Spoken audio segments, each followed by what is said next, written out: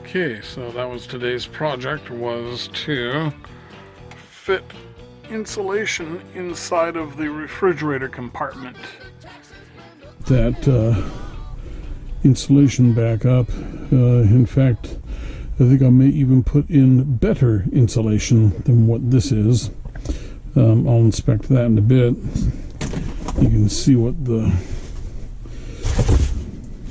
In fact, that isn't even insulation, it's cardboard. Cardboard, are you kidding me?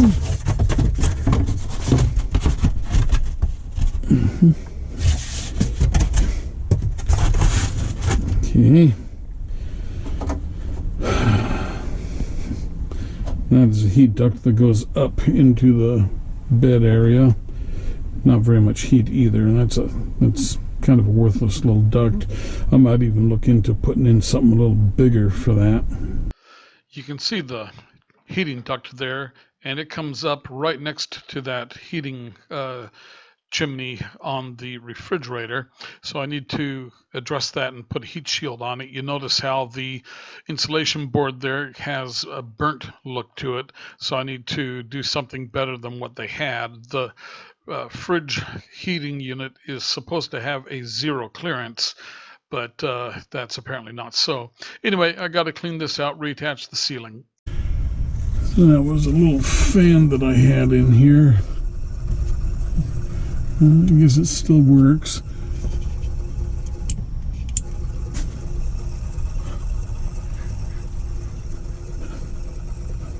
Oh, wasp nest, are you kidding?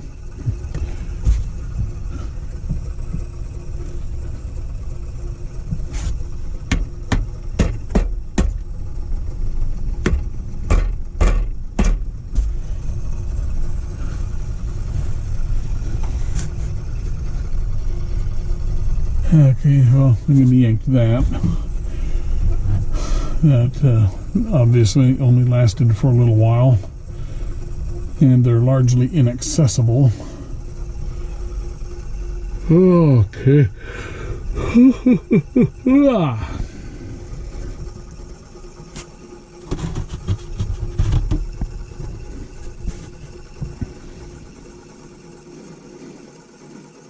Okay, well, let's get back to the project here. So we have it all fitted snug into the panels here, and then we have it taped with aluminum tape to seal it because we don't want any moisture forming behind the insulation. And everything is looking good.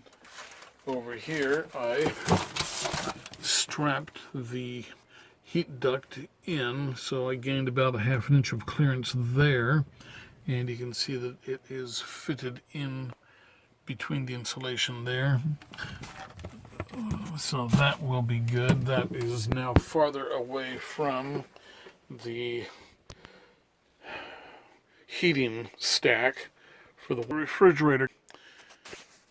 Okay, then I had a vibration point here where these two pipes are kind of almost touching, so, and they do not want to bend and I don't want to strain them. So what I did is I took some 3/8 inch split loom and then I double wrapped zip tie on there so that there is a zip tie thickness gap between them over the split loom and then the gap of the split loom itself.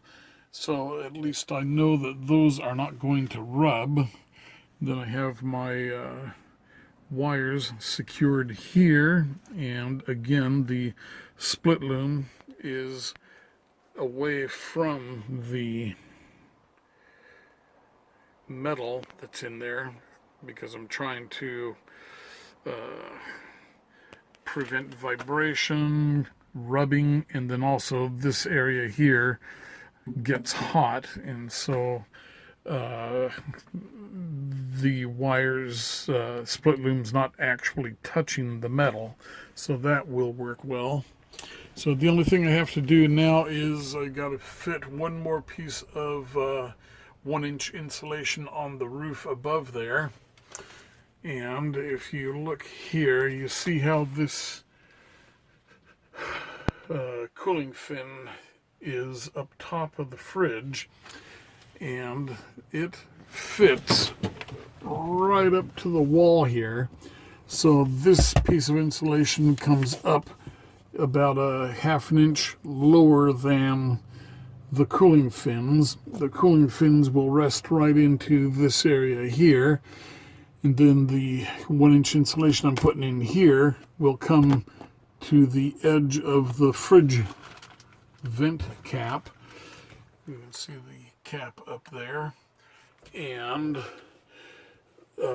what's going to happen here is that instead of air being able to come up all around the fridge, with this insulation being much tighter, the air is going to come up more directly through the panel here, between the back of the fridge and the exterior wall. And with this insulation here, the wall is not going to be so subject to outside temperatures.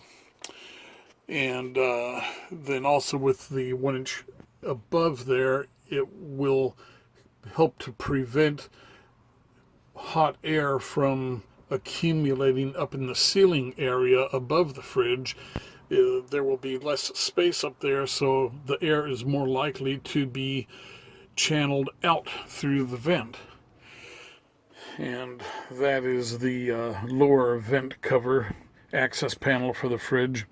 So everything is going pretty well here. I've got all my insulations pretty much attached now. The other thing I did too was I had the plywood panels in here. It's finished on the inside of the cabinets, but it's unfinished plywood 1/4 inch paneling on the inside of the fridge. And so what I did was I wanted to get a seal and a better surface on there for sticking the glue to. So I got some oil modified floor finish, and I brushed floor finish all over the inside here, gave it 2 coats. So now it has a nice rough surface that is much more water moisture proof and much more accepting of glue. And so the floor finish is adhered to the paneling, and then the rough surface of the floor finish on the paneling is a great surface for the panel adhesive to glue to. So there you go. We have our increased insulation on the inside, and then the other thing I need to do is set up a couple of computer muffin fans up there, and I'm going to get the quiet variety because I don't like noise. The other thing I have to do is tilt the fridge way forward and get the control panel mounted in here, and then screw it to the bracket and make all the wiring connections, and then shove it back into the fridge pocket here. So yeah, today was it was a busy day, slow to get things done, but I'm happy with it. So now all I need to do is get some I have that 4x6 inch aluminum flashing that I'm going to put up here, and that is going to protect the insulation and the wood and everything from the heat off of these pipes. Okay. All right, so we are set to go, and I'm going to pack it up for tonight and should have a good day tomorrow. This here is a 1.5 inch screw, so it's going through 3/4 of an inch plywood and then into some plywood in the front transom of the truck camper, and so to strengthen the surface of the insulation so that the screw doesn't punch through, I put a double layer of the aluminum tape there. And so we've got 1, 2, 3 screws that are holding this panel in nice and snug like.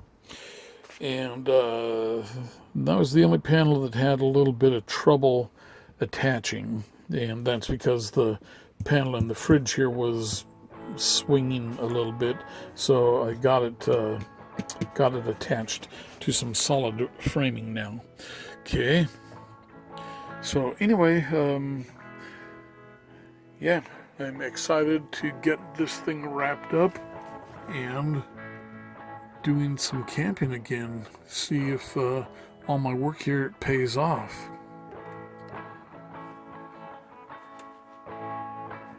Okay, I will see you on the next video.